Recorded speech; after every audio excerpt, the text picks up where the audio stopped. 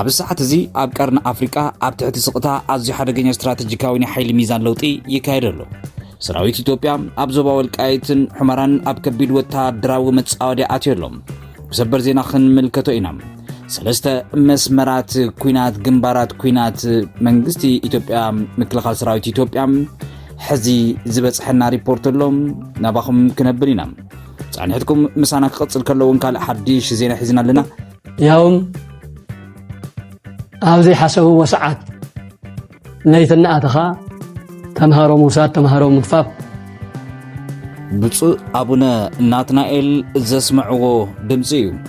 ግፋ ዝተቃወሙ ኣቦም ኢድኩም ካብ ደቅና ልዕሊ ክብሉ ተዛሪቦም ኣለዉ። ኣብ ፈላማይ ተሓፅር ዝበለት ቪድዮ ክነስማዓኩም ኢና። ዮ ፖለቲካዊ ወጥሪ ዓለም እውን ሰብ ናብ ዘይተጸበየ ሓድሽ ምዕራፍ ተሰጋጊሩ ኣሎ። ሕዚ ናትና ፎረም ፍሉይ መልክዑ ክትምልከቱ እያ። ዝኸበረ ሰላምታና በብዘለኹም የብፅሕኹም። እዋናዊ ፍሉይ ዳህሳስ ሓበሬታን ትንታን ናትና ፎረም እንሆ ጀሚሩ ኣሎ። እዚ ቪድዮ እዚ ኩለኹም ብሓንሳብ ላይክ ጌርኩም ጀምሩ። ሰናይ ምክትታል።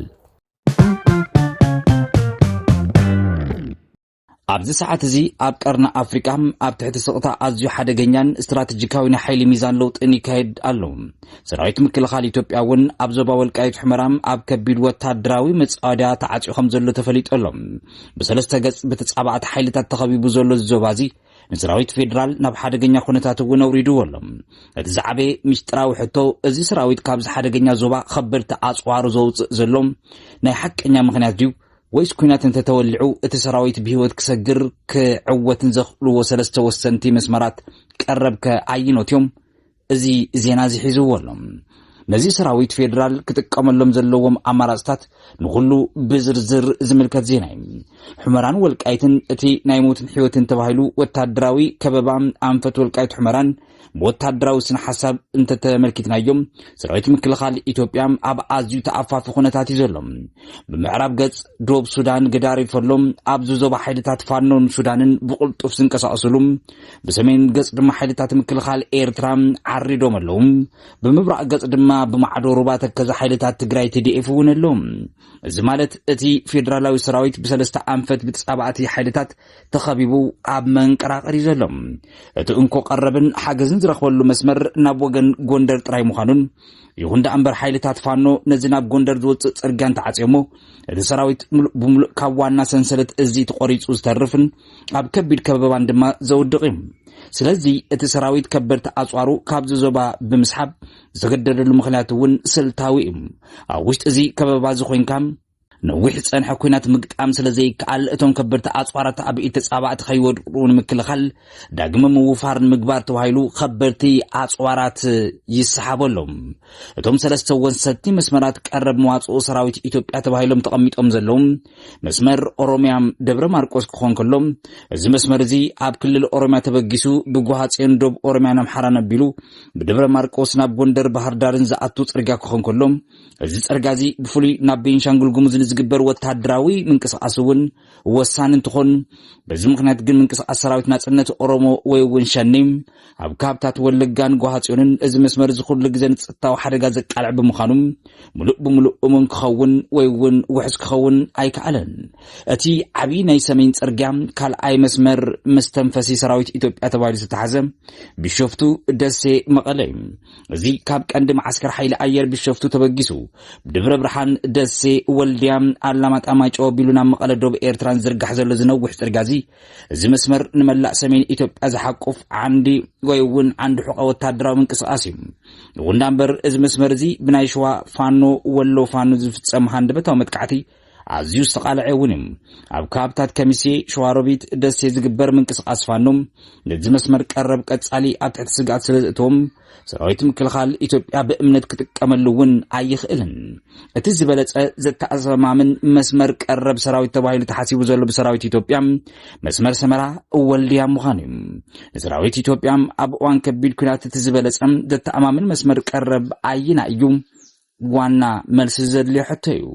እዚ መስመር እዚ ብኸመይ ክኸይድ ናይ ኣየር ቀረብ ፌደራል መንግስቲ ብሉጽ ናይ ኣየር ቀረባት ናብ ስትራቴጂካዊ መዕርፎ ነፈርቲ ሰመራ ክልል ዓፋር ከውርዶ እዩ እቲ ቀዳማይ መስመር ካልኣይ መስመር ናይ የብስ ወይ ድማ ናይ መሬት መጓዓዝያ ካብ ሰመራ ተላዒሉ ብመሬት ዓፋር ኣቢሉ ናብ ወልድያ ዝኣቱ ጽርግያ ክጥቀሙን እዚ መስመር ንምንታይ ዝበለጸ ክኸውን ወይስ ኣገዳሲ ዝኸውን ምክንያቱ መብዛሕትኡ ክፋል እዚ ጽርግያ ብክልል ዓፋር ስለ ዝሓልፍን ሓይልታት ፋኖ ክዓጽዎ ወይ እውን ክወቅዕዎ ዘለዉ ዕድል እውን ኣዝዩ ትሑት ምዃኑ እዚ ጽርግያ እዚ ንሰራዊት ምክልኻል ኢትዮጵያ ብዘይ ምንም ስግኣት ሓይልታት ናብ ትግራይ ናብ ደቡብ ኤርትራ ንምስጓግዞ ክእለው ውሕስን ጽኑዕ ድልድል እውን ገይርዎ ኣሎ ወታደራዊ ተንተንቲ እቲ ናይ መወዳእታ ስትራቴጂ ዓሰብ ቡሬ ኢሎም መቐሚጦሞም ኣብ ሰሜን ኩናት እንተተወልዑ ካልእ ክረአ ዝኽእል ዶብ ዓሰብ እዩ ካብ ሰመራ ተበጊሱ ብመሬት ዓፋር ኣቢሉ ናብ ዓሰብ ቡሬ ዝወስድ ጽርግያ ክንጸር ይከኣል እዩ ኣብ ሰፊሕ ምድረ በዳ ዓፋር ናይ ድሮን ኣየር መጥቃዕቲ ዝተቃልዐ እኳ እንተኾነ ሰራዊት ኢትዮጵያ ግን ኣብ ሰመራ ዓብዪ ወታደራዊ ሓይሊ ብምዕራድ ነዚ መስመር እዚ ንምክልኻልን ንምጥቃምን ክዳልዩ ይኽእል እዩ ፍሉይ ድማ ነተወሳኒ ዝኾነ ናይ ኢትዮ ጅቡቲ ጽርግያ ንምክልኻል እዚ ናይ ዓፋር ምንቅስቓስ ወሳኒ ረቕሖ ኮይኑ ኣሎ ስለዚ ሰመራ ንሰራዊት ኢትዮጵያ እቲ ዝዓበየን ቀንድን ወታደራዊ ማእኸል ቀረብ ሎጂስቲክስ ኮይኑ ከገልግል እውን ኣብዚ ውጥረት ነጊስሉ ዘሎ እዋን ጂኦፖለቲካዊ ቀርኒ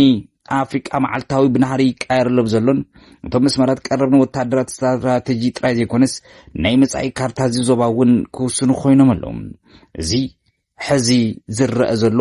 ወታደራዊ ኩነታት ተንተንቲ ዓለም ለኸ ማዕከን ዜናታት እውን ዝቀባበልኦ ዘለዉ ጉዳያት እዩ መንግስቲ ኢትዮጵያ ብሰለስተ ገጽ ብሰለስተ ሸነኽ ኣብ መንቀራቐር ምእታው ስዒቡ ሓይልታቱን ከበድቲ ኣጽዋራትን ወሰንቲ ሰራዊቱ ካብ ወልቃይት ሑመራ ምዕራብ የውፅሎም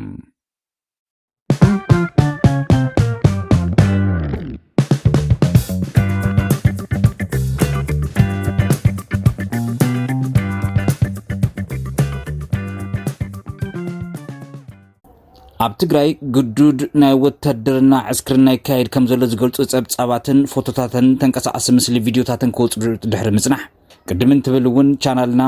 ዘቕረበቶ ቪድዮ ኣብ ካልኦት ማዕከናት ዜናን ሶሻል ሚድያን እውን ዝተመሓላለፈ ዲያቆናት ካብ መቐለም ካብ ናይ ኣብነት ቤት ትምህርቶም እንትግፈፉ ዘርኢ ሓበሬታ ምውጽኡ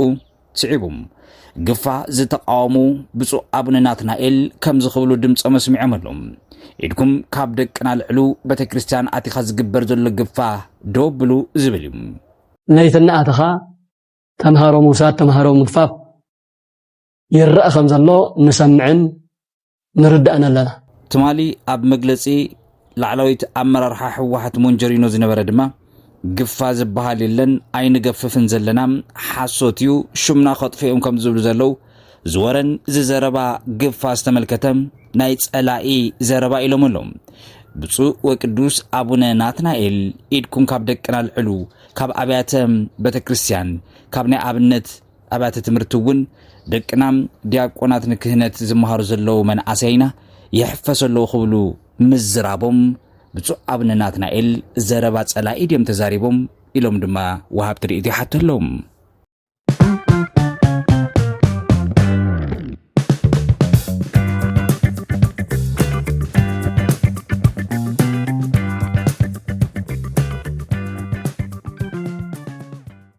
ጂኦፖለቲካዊ ወጥሪ ዓለም ሰብ ናብ ዘይተጸበዩ ሓድሽ ምዕራፍ ድማ ተሰጋጊሩ ኣሎ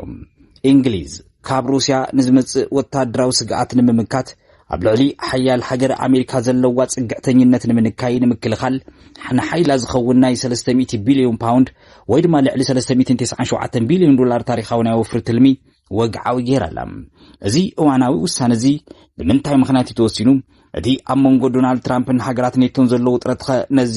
ብኸመይ ዝደፊእዎ ብተወሳኺ እዚ ናይ ቢልዮናት ፓውንድ በጀት ኣብ ውሽጢ ዓባይ ብሪጣንያ ዘስዕቦ ከቢድ ፖለቲካዊ ቅልውላው ምልቓቕ ላዕለወ ሰበስልጣን ከም እንታይ ምስል ሎሚ ሕዚ ብዝርዝር ክንሪኦ ኢና ቅድሚ ናብቲ ዓሚቕ ትንታነ ምእታውና ክቡራት ተመልከቲ እዚ ቪድዮ እዚ ላይክ ጌርኩም ሕዚ እውን ሓቢርኩም ናቐጽሉ ካብ ስልጣኖም ክሰናበቱ ኣብ መስርሕ ዘለዉ ቀዳማይ ሚኒስትር ብሪጣንያ ኬር ስታርመር ሃገሮም ዘጋጥማ ዘሎ ዓለም ለኻዊ ጸጥታዊ ብድሆታት ንምምካት ክሳብ ኣውሮጳውያን ኣቆጻጽራ 2030 ዝቕጽሉ 4 ዓመታት ዝውዕል ሰፊሕ ናይ ምክልኻል በጀት እውን ኣፍቂዶም ኣለዉ እዚ ትማሊ ወግዓዊ ዝተግበረ ናይ ምክልኻል ሰራዊት ትርሚ ካብ ካልኦት ናይ መንግስቲ መስሪያ ቤታት ዝወፅእ ዝነበረ በጀት ብድጋም ብምትዕራይ ብምቕናስን ንሃገራዊ ምክልኻል ሰራዊት ሃገረ እንግሊዝ ዓባይ ብሪጣንያ ተወሳኺ 20 ቢልዮን ዶላር ዝውስኽ ኮይኑ ኣሎ ቀዳማይ ሚኒስትር ኬር ስታርመር እዚ ውሳነ እዚ ክገልጹ ከለዉ ሃገራዊ ጸጥታ ማለት ቁጠባዊ ጸጥታ ማለት እዩ ክብሉ ብዘይድልድል ምክልኻል ድማ ሃገራዊ ቁጠባዊ ዕቤት ክመጽእ ከም ዘይኽእል ብምዝራብ ብመሰረት ሚኒስትር ምክልኻል ብሪጣንያ ዝሃቦ ሓበሬታ ካብ ዝሓፈሻዊ በጀት ውሽጢ ልዕሊ 5 ቢልዮን ፓውንድ ዝኸውን ንልምዓት ድሮናት ሰብኣልቦ ነፈርቲ በዓላቶም ንዝንቀሳቐሱ ኣውቶኖመስ ዘመናዊ ናይ ቴክኖሎጂ ስርዓታት ዝውዕል ምዃኑ እውን ሰሚዕና ተመልኪትና ኣለና እዚ ድማ ዩክሬን ሩስያን ዘርእዮ ናይ ቴክኖሎጂ ክውንነት መሰረት ብምግባር ብሪጣንያ ኣብ መጻኢ ዝግበሩ ኩናት ብዘመናዊ ሰብኣልቦ ቴክኖሎጂታት ንምምካት ዘለዋ መርገጺ ወይ እውን ቆዋም ዘርኢ እዩ ካብዚ ሓሊፉ እቲ በጀት ኒኩለራዊ ዓቕምታትን ንሓደስቲ ነፈርቲ ውግእ ዝውዕል ውፅኢታት እውን ዘጠቓልል እዩ እዚ ግዙፍ ትልምዚ ብሰላም ዝመጽ ኣይኮነን ጓዳስ ኣብ ውሽጢ እቲ ብኬር ስታርመር ዝምራሕ ናይ ሌበር ፓርቲ መንግስቲን ኣዋርሕ ዝቐጸለም ሓያል ናይ በጀት ክትዕን ምስሓብን ድሕሪ ምክያድ እውን እዩ በዚ ናይ በጀት ምስሓብ ምክንያት ድማ ሚኒስትር ምክልኻል ዝነበሩ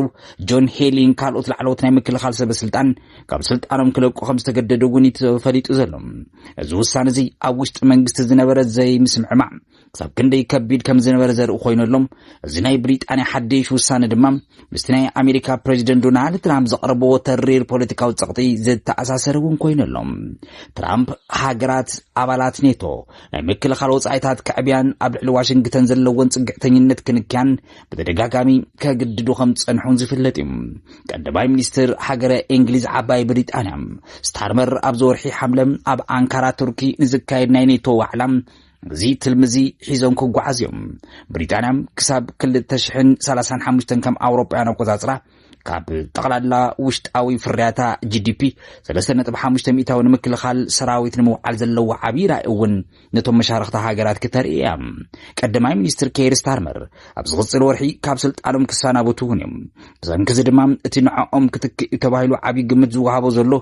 ኤንዲ ብርሃንም ስልጣን ምስ ተረኸበ ኣብዚ ትርምዚ ተወሳኺ መምሕያሻት ክግበር ከም ዝኽእል እውን እዩ ተሰሚዑ ዘሎ ይኹን እምበር እዚ ትልምዚ ብሰንኪ ዝተረፈ ናይ በጀት ጉድለት ንተካኢ መንግስቲ ከቢድ ጾር ክኸውን ከም ዝኽእል ቁጠባዊ ተንተንቲ ሕዚ እውን የጠንቅቖሎም ብኻልእ ወገን እዚ ትልምዚ ንምንታይ ደንጊዩ እቲ ዘሎ ናይ ሩስያ ሓደጋ ሓቀኛ ቀረባትን ክንሱ እዚ በጀት እዚ እኹል ድዩ ዝብል እውን ተሪር ነቐፊታ ካብ ተቃውምቲ ፖለቲከኛታት ሰሙያ ወታደራዊ ዓውዲ ዓባይ ብሪጣንያ ሃገረ እንግሊዝ ይስሙዐሎም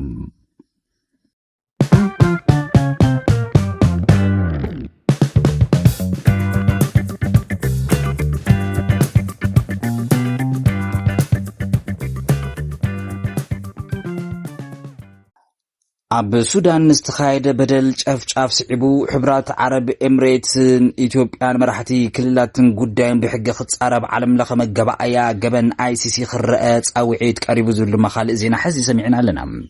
ጥምረት ዓለም ለኸ ሰብኣዊ መሰላት ሕጋውያን ትካላት ብሓባር ብምዃን ዓለም ለኸ መገባእያ ገበን ICC ኣብ ምሕማስን ምፍራስን ሱዳን ጭካነ ዝተመልኦ ቅትረት ግፍዕታትን ክፍጸም ኢድ ነይርዎም ኣብ ዝበልዎም ንኢትዮጵያ ሓዊሱ መሪሕነት ዝተፈላለዩ ሃገራት ጉዳይን ብሕጊ ክምርመር ክጻረን ተጸዊዑሎም ኣዲስ ስታንዳርድን ሚድል ኢስት ኦፍ ብምጥቃስ ብምውካስ ከም ዝሓበረቶ ብቐንዲ ሕብራት ዓረብ ኤምሬት ዝሕገዝ ዕጡቃት ሓይልታት ሱዳን RSF ከምኡ እውን ኣስማቶም ዘይተነጸረ ላዕለዎት መራሕቲ ኢትዮጵያ ሊብያ ቻድ ሶማልያ ኬንያን ዩጋንዳን ይርከብዎም ዝብል ዜና ተሰሚዑ ዘሎ ከም ጸብጻብ ሶማሊ ሪፖርት ድማ ኣብዘን ሃገራት መራሕተን ዝለዓል ዘሎ ጉዳይ ሕግን ጉዳያት ሕብራት ዓረብ ኤምሬትን ኣተሓባበርተን ሃገራት ኣብ ኩናት ሱዳን ሓምዳን ዳጋሎ RSF ሕመቲ ብኣጽዋር ብገንዘብ ብተተኳስን ብምሕጋዝ ንዕኡ ስዒቡ ብዝመጽእ ዕንወት ሰብኣዊ ጥፋኣትን ተሓታቲ ንምግባር እውን ክሲ ጻውዒት ቀሪቡ ዝብል ኢና ዜና ሕዚ ሰሚዕና ዘለና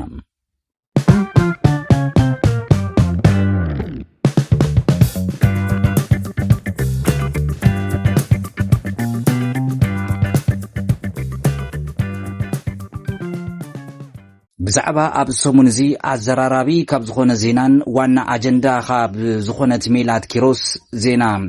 ክንምልከት ንዓመታት ስልጣን ሒዛን ጸንሐት ኣባል ኮንግረስ ብምስዓር ታሪኻዊ ዓወት ከም ዘመዝገበት ዝግለጽ ዘሎም ሜላት ኪሮስ ጓል 29 ዓመት ትውልደ ኢትዮጵያዊት ኣሜሪካዊት ፖለቲከኛ ሜላት ኪሮስ ኣብ ኮሎራዶ ኮንግረስ ኣሜሪካ ብዝተኻየደ መባእታ ውድድር ዲሞክራት ንልዕሊ 30 ዓመታት 15 እዋናት ስልጣን ዝሓዘት ዲያና ደጌት ብምስዓር ታሪኻዊ ዓወት መዝጊባ ይባሃለሎም እዚ እውን ሰበር ዜና እዩ ዝብል እዚ ብዲሞክራሲያውን ሶሻሊስት ኣሜሪካ DSA ዝድገፍ ጉዕዞ ሜላት ኪሮስ ኣብ መላእ ፖለቲካዊ ጉዕዞ ኣሜሪካ ዓብይ ምንቅስቓስ ዝፈጠረ ኮይኑ ነቲ ኣብ ውሽጢ ሰልፊ ዲሞክራት ዝረአ ዘሎ ናይ ወለዶን መዋቕራዊ ፖለቲካ ለውጢ ዝርኢ ምዃኑ ይግለጸሎም እዚ ኣብ መወዳእታ ውድድር ዝተገበረሉ ዞባ ዴንቨር ብበዝሒ ዲሞክራት ዝርከብሉ ብምዃኑ ሜላት ኣብ ሕዳር ኣብ ዝተኻየደ ሃገራዊ መረፃ ክትዕወት ዘለዋ ዕድል ውሕስ ምዃኑ ማዕከናት ዜና ገሊፆም ኣሎም ብመሰረት ማዕከን ዜና ሮይተርስ ዘውፅኦ ጸብጻብ 78 ሚእታዊ ድምፂ ውድድር ኣብ ዝተቆፀረሉ እዋን ሜላት ነታ ጓል 68 ዓመት ዲያና ደጌት ብኣሳት 7000 ድምፂ መሪሓታ እታ ሳልሳይ ደረጃ ዝሓዘት ዋንዳ ጄምስ ድማ ብሰፊሕ ፍልሊ ተሪፋላ ባርከስ ኩብራ ሰማዕቲ ተመልከቲ ንሎሚ ዝሓዝናዮም እዋናዊ ዝርዝር ጉዳያትን ትንታንን ኣብ ዞባ ቀርኒ ኣፍሪካ ብፍሉይ ድማ ኣብ ትግራይ ዘሎ ምዕራብ ትግራይን ዝተመልከተ ወታደራዊ ምስሓብን ሓድሽ ኩነታት ኩናት ዝተመልከተ ዝሰማዕኹም ይመስል ነይሩ ሰራዊት ኢትዮጵያ ከቢድ ኣጽዋር ቴክኖሎጂታቱም ካብ ምዕራብ ትግራይ ወልቃይት ሑመራ ዳንሻ ከም ዝሰሓበ ከም ዘውፅኦ ተፈሊጦሎም እዚ ድማ ብሰለስተ ግንባራት ሰራዊት ኢትዮጵያ ኣብ መንቀራቅር ከም ዝኣተወ ዝገልጽ